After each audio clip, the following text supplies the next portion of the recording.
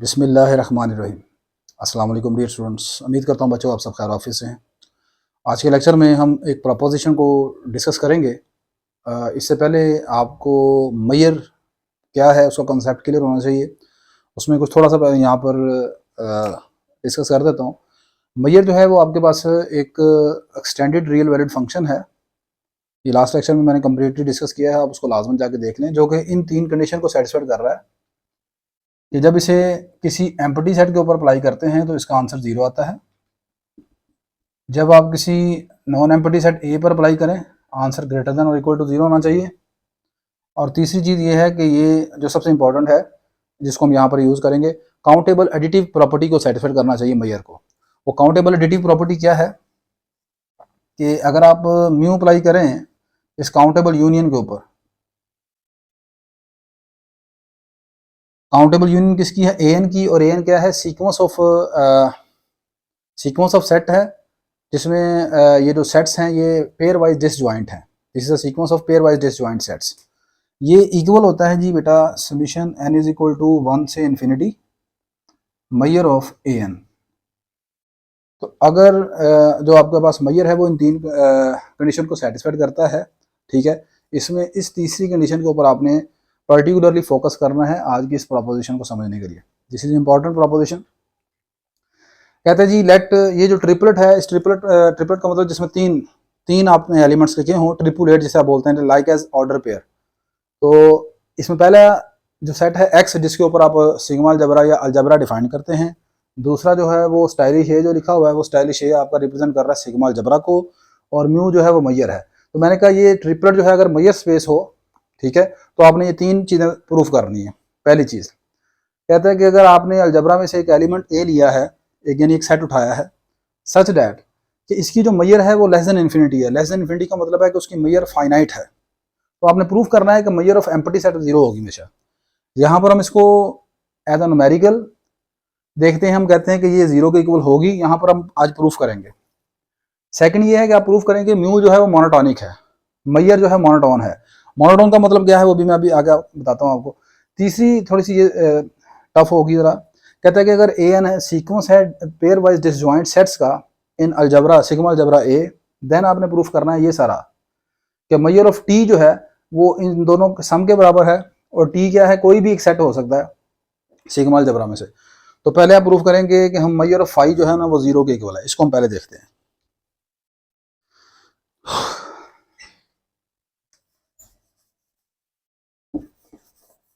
अच्छा जी, तो पहली चीज को हम प्रूफ करते हैं। मैं लेट कर लेता हूं, लेट मेरे पास ए एक सेट उठा लेते हैं इस सिग्मा अलजबरा में से, एंड और दूसरी ये चीज है उसने गिवन आपको कही है कि इस ए की जो मैयर है वो लेस देन इन्फिनिटी है यानी फाइनाइट है, and measure of A is less than infinity. We show that कि मैयर ऑफ फाई जो है वो 0 के इक्वल है। We can right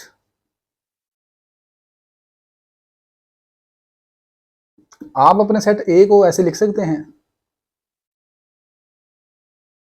A union phi. देखें फाई क्या है, एम्प्टी सेट है। उसकी जब आप ए के साथ यूनियन लेंगे तो दोबारा आपको रिवर्स कौन सा सेट मिलेगा, ए सेट मिलेगा आपको, ठीक है। तो ए को आप इस तरह लिख सकते हो। अब मैं दोनों तरफ मैयर अप्लाई कर देता हूँ, taking measure on both sides, this will become measure of A union phi. आगे अब आपने लिखना है कि ए और जो फाई हैं ये दोनों डिसजॉइंट सेट्स हैं। डिसजॉइंट किसे बोलते हैं, ऐसे दो सेट जिनकी इंटरसेक्शन एम्प्टी सेट हो, जिनकी इंटरसेक्शन क्या हो, एम्प्टी सेट हो, उन्हें डिसजॉइंट सेट बोलते हैं। तो आप देखें ए की अगर एम्प्टी सेट के साथ इंटरसेक्शन लेंगे आप, तो ऑब्वियसली उनकी जो इंटरसेक्शन होगी क्या होगी, एम्प्टी सेट होगी। तो जब ए दो सेट आपके पास डिसजॉइंट हो तो उनके ऊपर आप काउंटेबल एडिटिविटी अप्लाई कर सकते हैं, ठीक है। तो आप लिखेंगे as A and phi are disjoint, so by countable additivity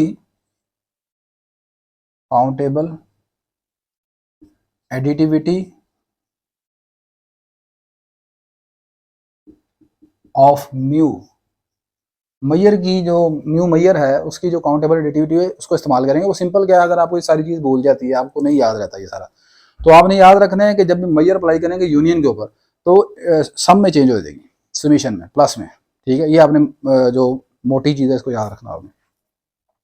तो आप इसको लिखेंगे इस तरह, this is measure of A plus measure of phi equal to measure of A. अब ये मैयर ऑफ ए को इस तरफ ले आएंगे, सब्ट्रैक्ट कर देंगे तो सिंपल वो दोनों कैंसिल हो जाएंगे। तो मैयर ऑफ फाई किसके बराबर आ जाएगा, 0 के बराबर। और यहाँ पर ये देखें, यहाँ पर जो माइनस होके ये कैंसिल होंगे, 0 आएगा।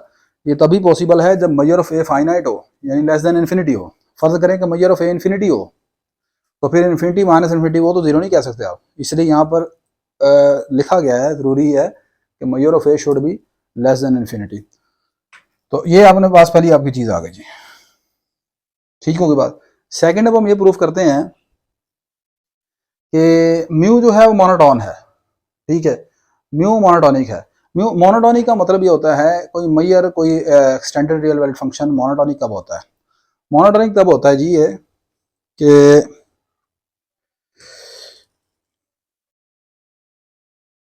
अगर आपके पास दो सेट हैं ए और बी, उनमें से ए जो है वो बी का सबसेट हो, तो म्यू को मोनोटोनिक बोलते हैं अगर ए की मैयर जो है वो लेस देन इक्वल हो बी की मैयर से। ठीक है ना, ये बिल्कुल वैसे ही है जिस तरह आप इंक्रीजिंग फंक्शन का कॉन्सेप्ट था आपके पास। मोनोटोनिक बोलते हैं ऐसे ऐसे फंक्शन को जो इंक्रीजिंग हो या डिक्रीजिंग हो या नॉन इंक्रीजिंग या नॉन डिक्रीजिंग, चारों में से किसी एक कैटेगरी में हो। ठीक है, तो चलिए खैर ज़्यादा उस तरफ नहीं जा रहा। फिलहाल हमने ये प्रूव करना है कि अगर ए बी का सबसेट है तो फिर ए जो छोटा सेट है उसकी मैयर बड़े सेट की मैयर से हमेशा छोटी या बराबर होनी चाहिए। This means this represent the monotonic condition.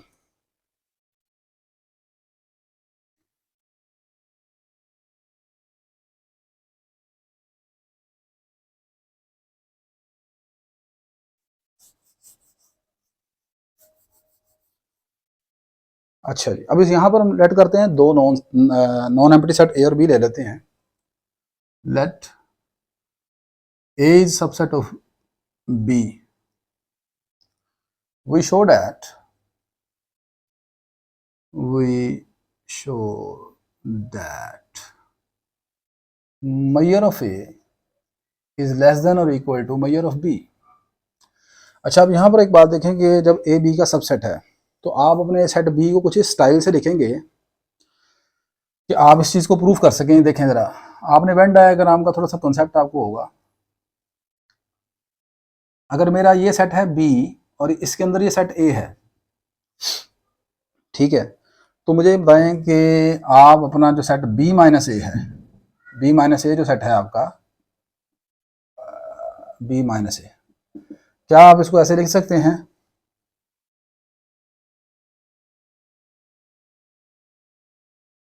Sorry, set B जो है आपका, set B can be written as B minus A union B. Check करके देखें, इस चीज़ को वेरीफाई करें। बी माइनस ए का मतलब है कि बी के वो तमाम नंबर जो ए में ना हो, बी के वो तमाम नंबर जो ए में नहीं है, तो वो कौन सा सेट आएगा? ये बाहर वाले आले, ये तमाम एलिमेंट्स ये वाले आ जाएंगे। दिस रिप्रेजेंट बी माइनस ए। अब इस बी माइनस ए का दोबारा जब आप बी के साथ यूनियन लेंगे, ठीक है, बी के साथ दोबारा आप यूनियन लेंगे तो वो किसके बराबर आएगा? फिर दोबारा का दोबारा पूरा बी का बी बन जाएगा आपके पास, पूरा सेट बी बन जाएगा आपके पास। ऐसे ही है ना? तो आपने अपना सेट बी को इस तरीके से लिख लेना।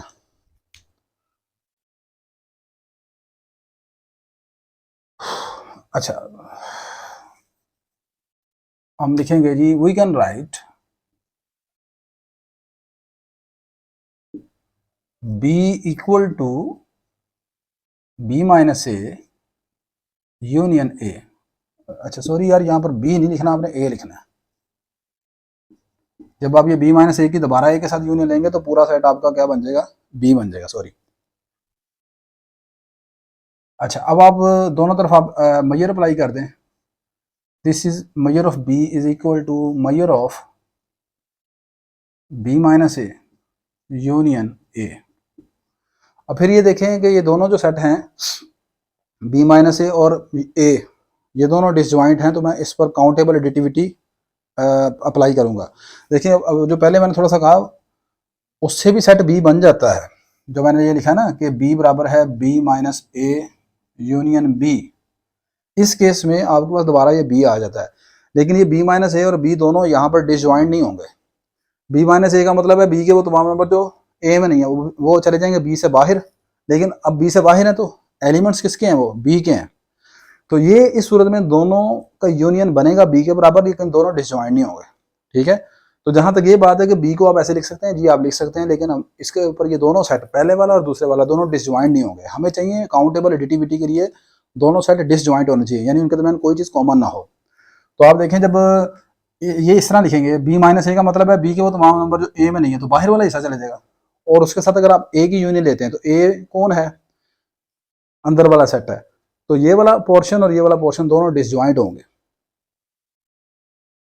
आप डिसजॉइंट होंगे तो आगे आप लिखेंगे by using the countable additivity of mu because both the set b minus A and a are disjoints. तो यूनियन किस में चेंज हो जाएगी, सम में चेंज हो जाएगी।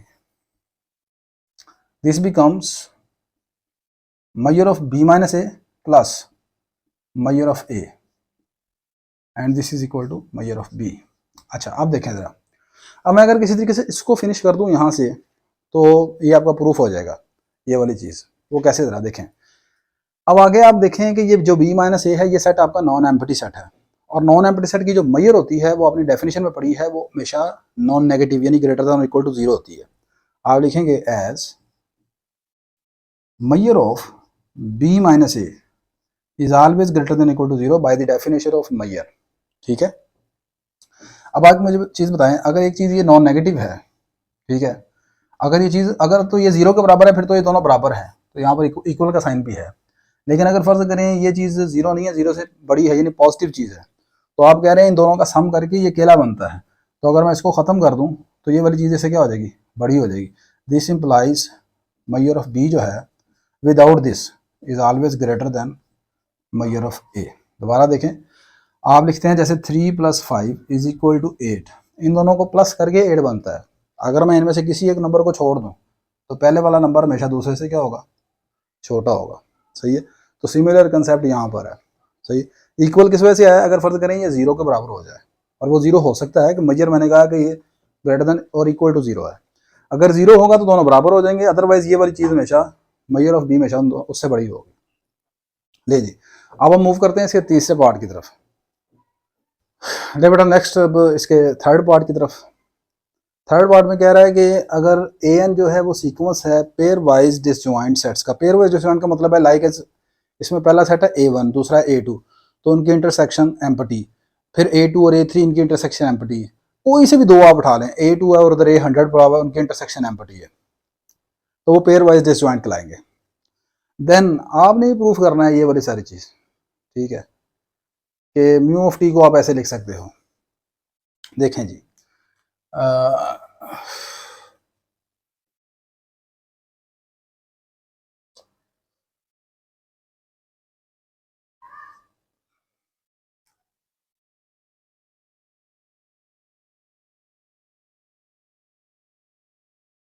we can write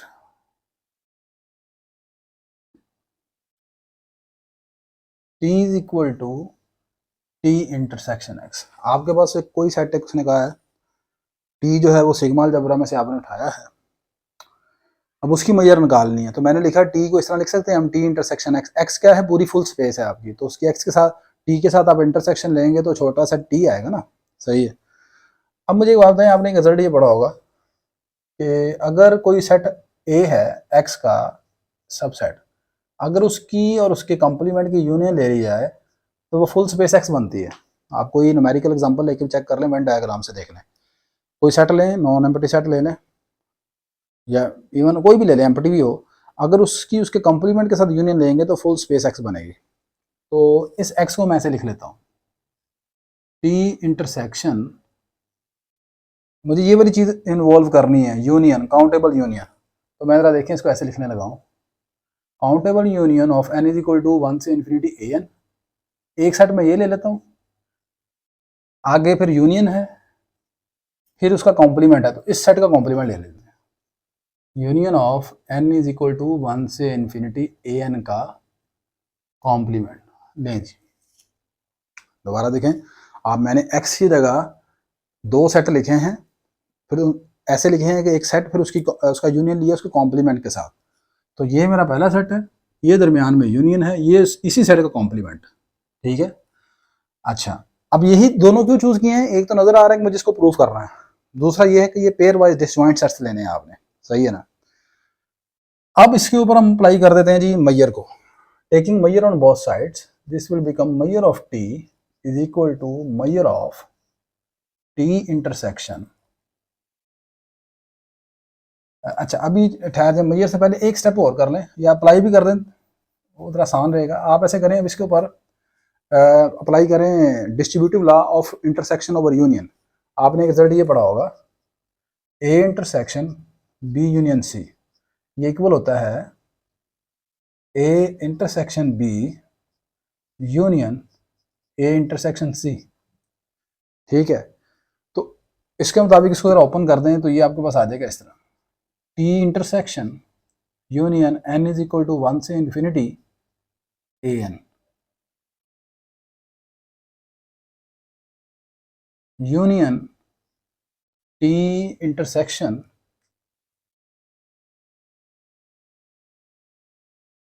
union N is equal to 1 से इन्फिनिटी ए एन का कॉम्प्लीमेंट। ठीक है जी। अब आप इसके ऊपर अप्लाई करें मैयर। तो मैयर ऑफ टी जब आप लेंगे, ये आ जाएगा measure of T is equal to measure of, ये सारी चीज़ आ जाएगी आगे, T intersection union N is equal to 1 से infinity A N union T intersection N is equal to 1 से इन्फिनिटी ए एन कॉम्प्लीमेंट। अब देखें, इसके ऊपर मैं काउंटेबल एडिटिविटी का इस्तेमाल करूंगा म्यू की। मेरे पास यहाँ पर 2 सेट हैं, एक ये पूरा है, अगर फर्ज करें ये मेरा ए है, ये पूरा सेट है बी, और इनके दरमियान है यूनियन और बाहर म्यू है। आपने देखना है कि क्या ये जो सेट है ए और बी जिसको मैंने यहाँ पर लिखा है, क्या ये डिसजॉइंट है? बिल्कुल डिसजॉइंट होंगे। देखें, कोई भी सेट जो है ना अपने कॉम्प्लीमेंट के साथ हमेशा डिसजॉइंट होता है, कॉम्प्लीमेंट और उसका सेट हमेशा डिसजॉइंट होता है। अब इस सेट की अगर डी के साथ आपने इंटरसेक्शन ली है और उधर उसके कॉम्प्लीमेंट यानी ए एन के कॉम्प्लीमेंट की डी के साथ इंटरसेक्शन ली है, तो जो नए सेट निकलेंगे वो भी क्लियरली डिसजॉइंट सेट्स होंगे। यानी दूसरे अल्फाज में ये वाला पूरा सेट और ये वाला पूरा बी जो है ये डिसजॉइंट है। तो आप इसके ऊपर काउंटेबल एडिटिविटी इस्तेमाल कर सकते हैं म्यू की। तो we can write this as mu of first set T intersection union N is equal to 1 से infinity A N plus mu of T intersection union N is equal to 1 से infinity A N whole complement. ठीक हो गया। ये वाली चीज़ तो मेरे पास आ गई है। अब इसको मैंने चेंज करना है इस तरह समेशन में। यहाँ पर देखें, आप इस्तेमाल करेंगे distributive property of union over intersection.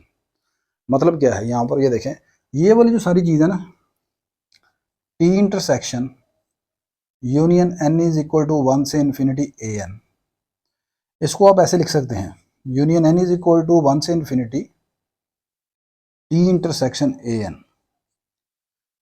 यानी कि आप पहले इन सेट्स की यूनियन लेकर टी के साथ उसकी इंटरसेक्शन ले लें, या पहले टी की ए एन के साथ इंटरसेक्शन लेके बाद में यूनियन अप्लाई कर लें, बोथ आर सेम। और ये कोई नई चीज़ नहीं है, ये बिल्कुल वही है, ये डिस्ट्रीब्यूटिव लॉ है इंटरसेक्शन का ओवर यूनियन के ऊपर। बस उसमें सेट तरह जो है वो 3 नज़र आ रहे हैं आपको, यहाँ पर काउंटेबल सेट है आपके पास। सही है। मतलब यहाँ पर देखें ना, ये क्या है, ये भी 2 चीज़ों की यूनियन है ना। तो आप लिख सकते हैं यूनियन को बाहर लिख लें और आगे ये वाले सेट लिख लेंगे। तो खैर इस चीज़ को मैं ऐसे लिखने लगा हूँ आगे। This can be written as mu of union N is equal to 1 से infinity T intersection A N, और ये as it is T intersection union N is equal to 1 से इन्फिनिटी ए एन कॉम्प्लीमेंट। अच्छा, अब ये मैंने इसको as it is इसलिए नहीं लिखा कि आपने देखा कि यहाँ पर जो हमें प्रूफ करना है उसमें लिखा हुआ एज इट इज तो ऐसे लिख दिया, नहीं। उसकी लॉजिक है, उसमें हम इसको नहीं बदल सकते। उसकी वजह क्या है, ये कॉम्प्लीमेंट है किसका, यूनियन का। तो इस पर आप डी मॉर्गन लगाएंगे तो यूनियन किस में चेंज हो जाएगी, इंटरसेक्शन में चेंज हो जाएगी। ठीक है। जबकि हमने जो काउंटेबल एडिटिविटी प्रॉपर्टी पढ़ी है, काउंटेबल एडिटिविटी प्रॉपर्टी पढ़ी है मैयर की, वो होती है किस पर अप्लाई होती है, यूनियन के ऊपर। मैंने अभी आपको बताया है ये रिजल्ट जो आपने पढ़ा है,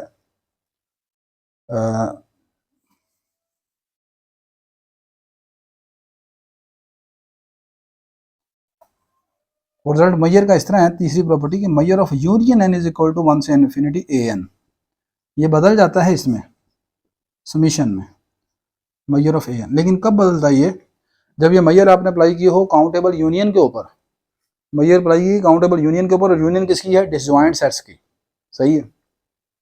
तो ये बेटा मैयर अप्लाई तो कर रहे हैं, लेकिन यहाँ पर जो काउंटेबल यूनियन है वो कॉम्प्लीमेंट लेने के बाद इंटरसेक्शन में चेंज हो जाएगी, तो इसलिए वो एज इट इज रहेगा। तो इसको हम आगे, अब आगे आप लिखेंगे finally by using the countable additivity of measure because these set A N are pairwise disjoint sets. अगर A N pairwise disjoint है तो फिर उनकी इंटरसेक्शन जब टी के साथ लेके नए सेट बनेंगे वो भी पेयर वाइज डिसजॉइंट ही होंगे, याद रखिएगा। तो इसको मैं ऐसे, इस प्रॉपर्टी के मुताबिक यूनियन किस में बदल जाएगी, समीशन में। ये आ जाएगा आपके पास n इज इक्वल टू 1 से इन्फिनिटी मैयर ऑफ, ये अंदर वाला सेट, अंदर वाला सेट क्या है, टी इंटरसेक्शन ए एन, ठीक है, या ए एन इंटरसेक्शन टी हो या टी इंटरसेक्शन ए एन हो, ये दोनों सेम होते हैं, into measure of T intersection union n is equal to 1 से इन्फिनिटी ए एन का कॉम्प्लीमेंट। ले जी, तो इस तरीके से बेटा आपने प्रूफ करना है। इसमें मेन चीज़ सिर्फ आपने देखी है कि मैयर की डेफिनेशन आपको पता होनी चाहिए, काउंटेबल एडिटिविटी क्या है बस, और पेयर वाइज डिसजॉइंट सेट ये क्या है, ये बार बार ये ज़्यादा फोकस किया हमने इन चीज़ों को।